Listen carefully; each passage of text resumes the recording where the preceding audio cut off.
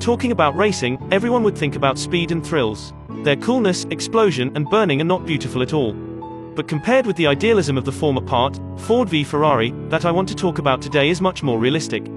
This is a movie adapted from a real story, telling about the founders of the Ford GT40 Ken Miles and Carroll Shelby, or you can say the story of the fight between Ford and Ferrari. In the early of the 60s, the most powerful company in the car industry, Ford, was devoured by the expanding Chevrolet Impala.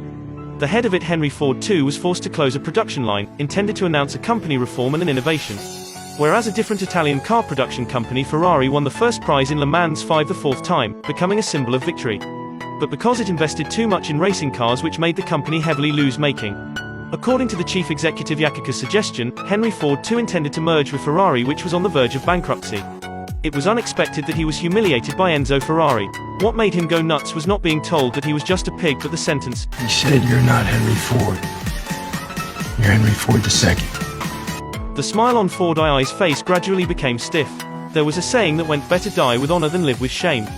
His "the second" attitude burst out. He demanded that no matter how much it cost to manufacture racing cars, produce the best engine and find the best races.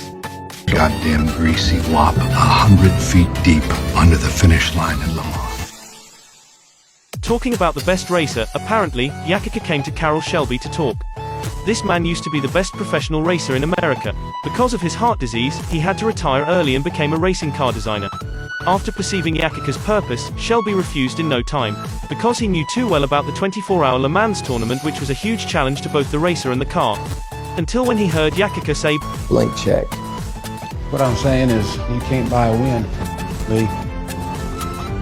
But maybe you could buy the guy who gets you a shot. The winner Shelby was talking about was his old friend, Ken Miles. 45-year-old Miles was a former soldier who took part in the Normandy battle. Despite his great racing skill, he was independent, arrogant, and weird. He often offended other people with his lack of social knowledge, so there weren't any companies wanting to invite him. Miles opened a repair shop to earn a living. Sometimes he took part in small races to satisfy his passion. When Shelby wanted him to cooperate with Ford, Miles refused with no hesitation. He loathed the bureaucratic style of Ford's high-level staff. Cooperating with them meant having to take orders. If he couldn't race as he liked, what was the meaning of it? His love for racing made Miles blind to other people. It was also due to this love that his limits had a chance to change. Shelby knew that, so he chose a good day to drive Miles to the airport at night. What appeared in front of them was a high-class racing car imported from England by plane. Miles' eyes immediately lit up. He drove around and around the airport.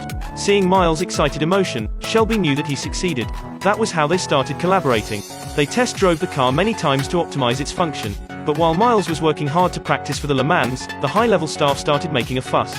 It turned out that the press conference held by Ford before that, Miles said that the internal structure of the new car was trash and suggested some ideas, which made the vice president of Ford, Leo, be filled with hatred. So this time he was fishing in troubled waters. He told Miles to do as he liked, in a messy way, which was unsuitable for Ford image, and constantly put pressure on Shelby. Finally, Miles wasn't qualified to go to France and join the race. And apparently, Ford lost. Because of losing the chance to compete this time, the two old friends weren't happy. Miles and Shelby were like elementary students wrestling on the grass. Miles' wife was standing aside watching the drama. She waited till those two big babies were tired, then brought drinks for them, telling them to hug each other to reconcile. Having dealt with the friendship, what was left was Ford's high-level staff. Shelby pushed Ford II into the racing car and drove like crazy. After a speedy and thrilling round, Ford II, who was a big brother in the car industry, but has never been inside a racing car, started weeping. He now could directly understand that racing cars were not for everyone. You let Ken Miles race Daytona, and if he doesn't, Ford Motor Company gets full ownership of Shelby American. Shelby bet all of his properties to get a chance for Miles. Miles, of course, wouldn't let his friend down. In Daytona, he won the first prize, reaching the speed of more than 7,000 in the last round. Not only did he protect Shelby's properties, but he also got qualified for the Le Mans tournament. But on the first day of the competition, two monsters of the car industry, Ferrari and Ford II, both came to the scene, but Miles suddenly had disadvantages. Seeing all the other races starting, Miles had to drive regardless of everything. The race had just started when there were increasingly more cars getting upside down. Finishing the first round, number 21 Bandini of the Ferrari team left the opponents behind, while Miles hadn't appeared on the race yet. In the first round, he had to drive into the station to repair the car door. The audiences were taken by surprise. His teammates struggled to close the door. Miles used the hammer to smash. The car door was immediately closed. Miles started to speed up. 3 minutes 34.3 seconds, 3 minutes 31.9 seconds. Miles didn't stop breaking his record, quickly reaching the top 10. Seeing the situation getting better, Ford too excitedly sat inside the helicopter having dinner with a beauty. And Ferrari stayed at the scene till night. Until now, the race had been continuing for 8 hours. Because the rule was that 2 people taking a turn to drive, Miles had time to rest. But the engine of the car was getting very hot. Almost every year, it was raining on the Le Mans tournament. But the races didn't slow down because of the rain. After a night racing, there were more and more races leaving the race. The race was now a deathly fight between number 1 Miles from Ford and number 21 Bandini from Ferrari. Those two were highly spirited. The longer they raced, the more excited they got. But the cars had reached their limits. Bandini retreated and Miles was finally successful. He almost won the first prize, but at the last minute, the vice president of Ford tricked him again. He wanted Miles to slow down, waiting for other races from Ford. Wouldn't it be great if all 3 Fords lined up across the finish line at the exact same time? Forcing a racer to slow down was ridiculous. Shelby didn't mind objecting to the employer and didn't want his old friend to endure the unfairness again.